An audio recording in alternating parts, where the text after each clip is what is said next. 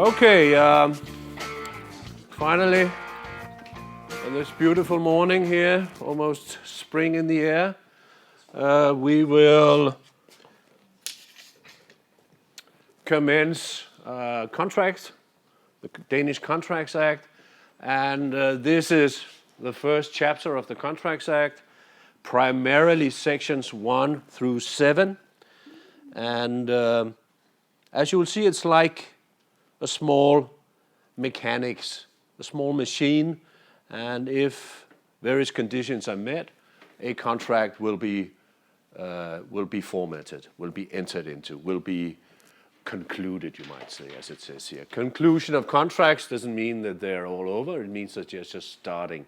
So it is the very formation of the contract which is concluded according to these rules. Yes.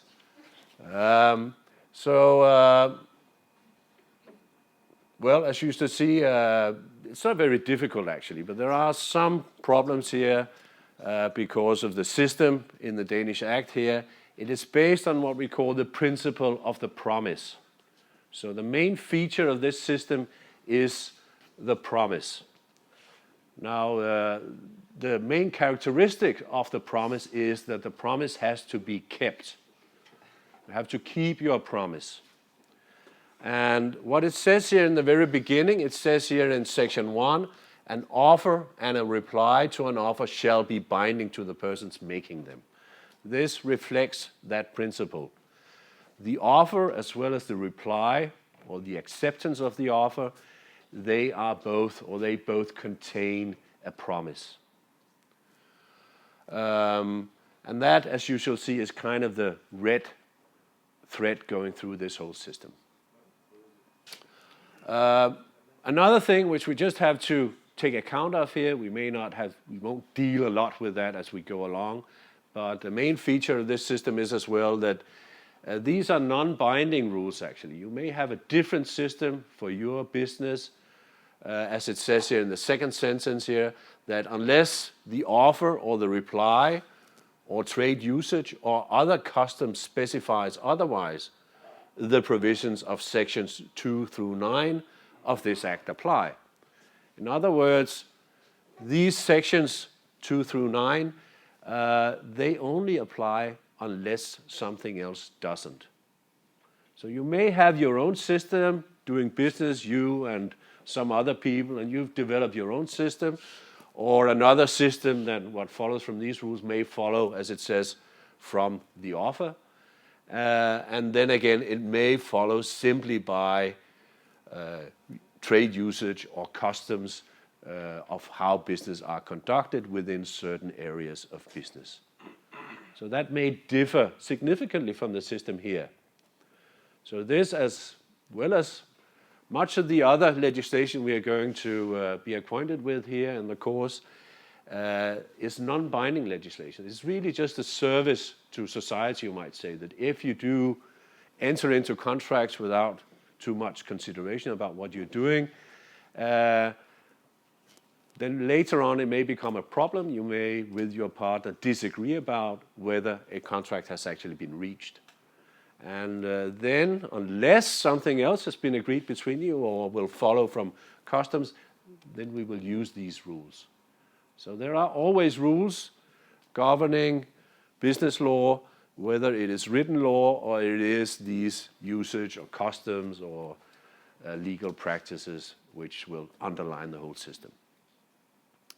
So, and I should say also from the beginning here that the offer as well as the reply, there are no restrictions as what may constitute an offer or a reply in or there are no restrictions as to the format. It may be oral, it may be writing, it may be in action. As soon as two parties start exchanging services, goods, money, whatever it is, they will to some extent have entered into a contract. They may not have written anything down, they may not have really agreed on anything, and this is why often in these situations they will end up having to rely on the basis of the law to solve any problems which may arise at a later date. Well, that's a start. I will sketch up here very quickly the system, how it works, and then we will go into more detail in the kind of second tier. The system is that we have, as indicated here, this is the offerer. He is the one who makes the offer. And let's say that here he sends an offer here to this guy. He is the one who receives the offer. We call him the offeree. So it's the offerer and the offeree.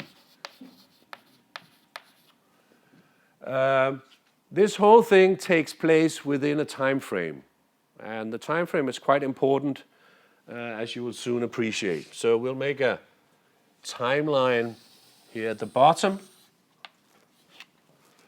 So the offer is transmitted at this point in time, and as you will soon see, this point is quite important. So this is an offer, and that may be our first concern. Is this an offer? I am now claiming that it is. It is an offer which is transmitted from the offerer to the offeree. Otherwise, they wouldn't be able to carry these titles, you might say. So we have an offer. What is the significance of an offer? Any feedbacks here from your, well, not all of you have the book, I gather. How can you distinguish an offer from any other ordinary message being transmitted from one party to another? This may be any kind of, it may be a greeting, or it may be just he is sending him some other information, a newsletter, a catalog, or whatever. When do we know that something is actually an offer? What constitutes an offer? Yeah. I don't know, but I think offer is kind of a positive thing, so I guess it will be something that brings me value. Can you say that?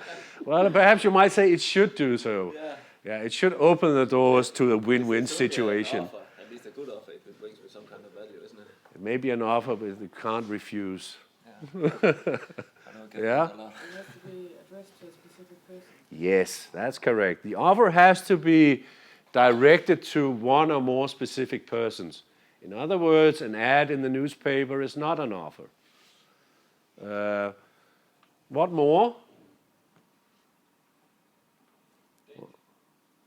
Well, normally there would be a date on.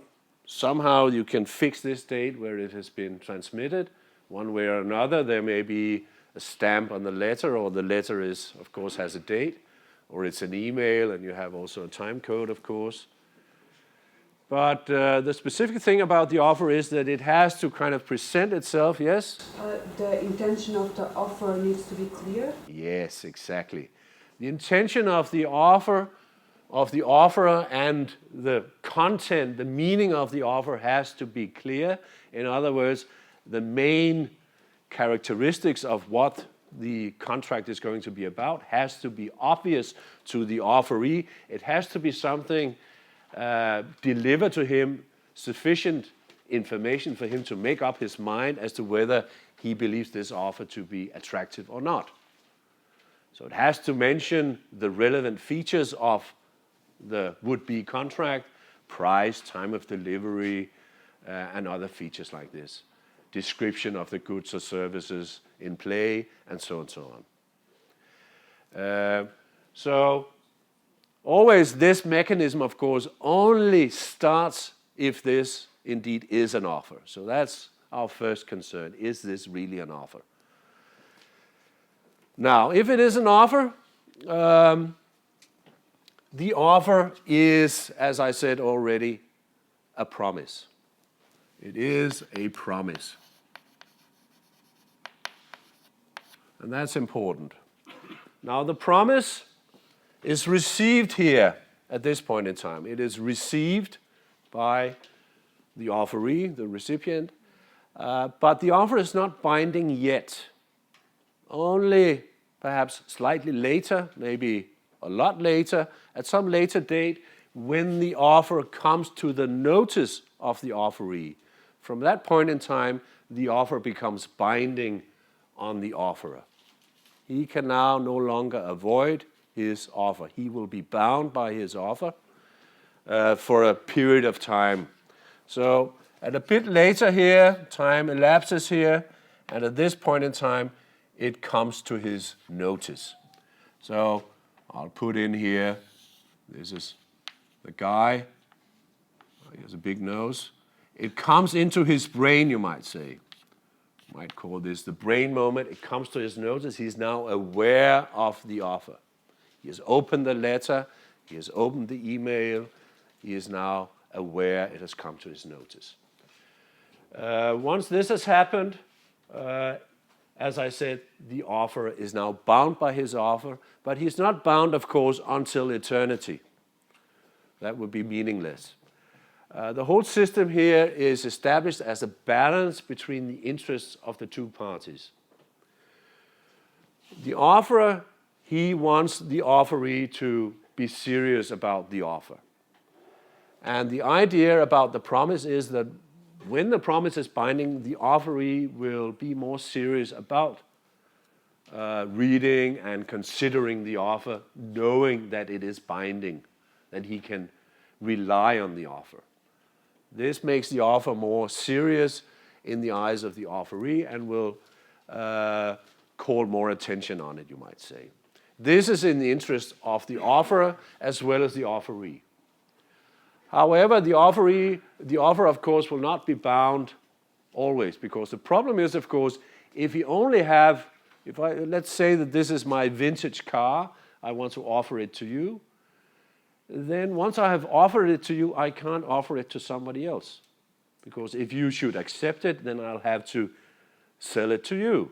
Or if I've sold it already to somebody else, then I may have to pay compensation to you.